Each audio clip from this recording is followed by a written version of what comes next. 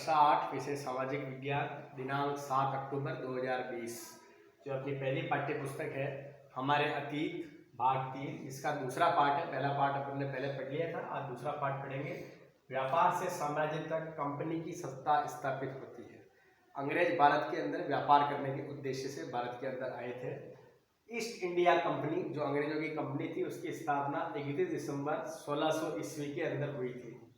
England की महारानी Elizabeth प्रथम जो थी, उसने एक इजाजतनामा यानी कि एक पत्र जारी कर करके इनको भारत के अंदर व्यापार करने की अनुमति प्रदान की थी। हम इस चीज़ को देखेंगे कि अंग्रेज भारत के अंदर व्यापार करने के लिए आए और व्यापार करते करते और कब भारत को उन्होंने गुलाम बना लिया और भारत के अंदर किस प्रकार उनकी सत्ता स्थापित हो गई, धीरे धीरे टुकड़े के चरणों में देखेंगे। इस ईस्ट इंडिया कंपनी की स्थापना के बाद अंग्रेजों की भारत में जो प्रथम फैक्ट्री थी व्यापार करने के लिए, पश्चिम बंगाल राज्य के अंदर जो हुगली नदी बहती है उसके किनारे 1651 ईस्वी में उन्होंने अपनी पहली फैक्ट्री स्थापित की थी। अब उसके बाद अंग्रेज जब धीरे धीरे व्यापार करने के लिए आ गए तो उनके हितों में टकराव धीरे धीरे उत्पन्न होने लगा, क्योंकि उनको जो है उस फैक्ट्री से जो माल निर्मित होता था, जो अपने भारतीय जो राजा थे उनको टैक्स वगैरह देना पड़ता था, उनकी कमाई इतनी नहीं हो पाती थी। धीरे धीरे उन्होंने भारत की राजनीति में भी इंटरेस्ट लेना प्रारंभ कर दिया। भारत के अंदर भी थे कि राजा महाराजा एक दूसरे से जलते थे, ईर्ष्या भाव रखते थे, तो उन्होंने भी धीरे धीरे अंग्रेजों की तरफ एक दूसरे को नीचा दिखाने से आकर्षित हुए। तो पहला चीज़ हम देखेंगे कि प्लासी का युद्ध जो 1757 ईस्वी में हुआ था, अंग्रेजों और बंगाल के नवाब सिराजुद्दौला के बीच में लड़ा गया। इसके अंदर नवाब सिराजुद्दौला की इस युद्ध के अंदर हार हुई, अंग्रेजों की तरफ से रॉबर्ट क्लाइव ने इस युद्ध को जीता।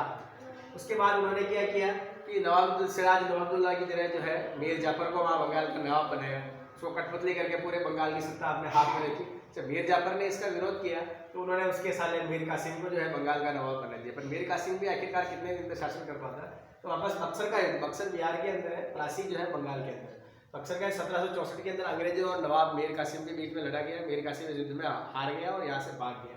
अब चूंकि क्या हुआ कि बंगाल, बिहार और उड़ीसा जो थे वो मुगलों के सम्राट शाह आलम के अंडर में आते थे। 1765 में जो मुगल सम्राट शाह आलम द्वितीय जो थे, उन्होंने बंगाल, बिहार और उड़ीसा की दीवानी का अधिकार यानी कि स्वराज्य जो पूरा है उन्होंने अंग्रेजों को सौंप दिया।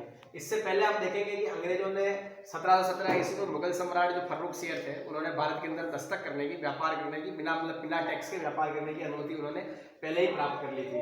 इसके बाद हम देखेंगे कि मैसूर राज्य जो दक्षिण भारत के अंदर है, कर्नाटक के अंदर, वहाँ जो हैदर अली का शासन था। तो अंग्रेजों ने अपना दक्षिण भारत में फैलाव करने के लिए हैदर अली और उसके पुत्र टीपू सुल्तान से 4 युद्ध किए। अंतिम युद्ध 1799 के अंदर जो श्रीरंगपट्टनम के अंदर हुआ, उसके अंदर टीपू सुल्तान सिंध के अंदर मारे गए और पूरे मैसूर राज्य के ऊपर जो है अंग्रेजों का अधिकार हो गया। इसी प्रकार अंग्रेजों को पता चल गया था कि धीरे धीरे भारत पर कब्जा करना बहुत आसान है, यहाँ राजाओं के अंदर बहुत बड़ी फूट फैली हुई थी। उसके बाद उन्होंने देखा कि भारत की उस टाइम सबसे बड़ी शक्ति जो थी वो मराठा शक्ति थी। तो मराठा शक्ति को भी 3 युद्ध, सुरजी अंजनगांव के युद्ध 1803 के अंदर, नागपुर के युद्ध, इस प्रकार के 3 युद्धों के अंदर हराकर अंग्रेजों ने जो है मराठों को भी अपने कब्जे में कर लिया था। उसके बाद 1843 में सिंध जो पाकिस्तान के अंदर है, 1849 में पंजाब की जो सिख हुकूमत थी, सिख रियासत थी, उसका भी विलय अंग्रेजों ने कर लिया। और 1818 के बाद उन्होंने देखा कि बहुत सारे राजा हैं तो खुद डर करके अंग्रेजों के पास आ गए, उन्होंने उनके साथ सहायक संधि कर ली। राजा तो ली वो भारत के ही रहे, लेकिन क्या है पूरी सत्ता जो है वो अंग्रेजों के पास में आ गई। इस तरह हम धीरे धीरे हम देखेंगे व्यापार करते हुए अंग्रेज आए और धीरे धीरे पूरे भारत पर उन्होंने कब्जा कर लिया।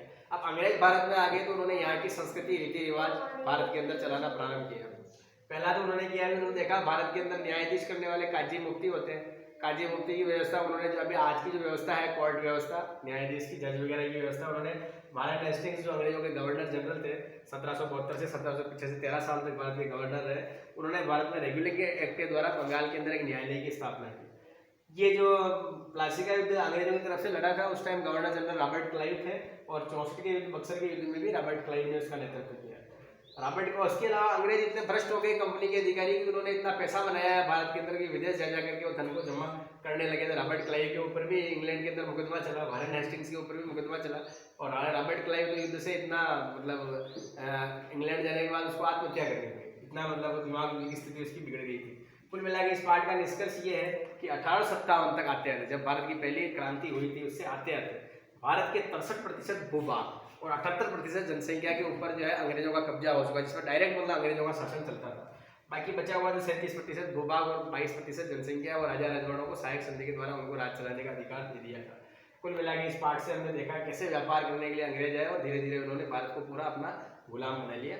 आप प्रश्न पूरा आपको करने हैं कॉपी के अंदर और पाठ्य पुस्तक के प्रश्न करने हैं, इसी के अंदर इसके उत्तर आपको मिल जाएंगे। धन्यवाद।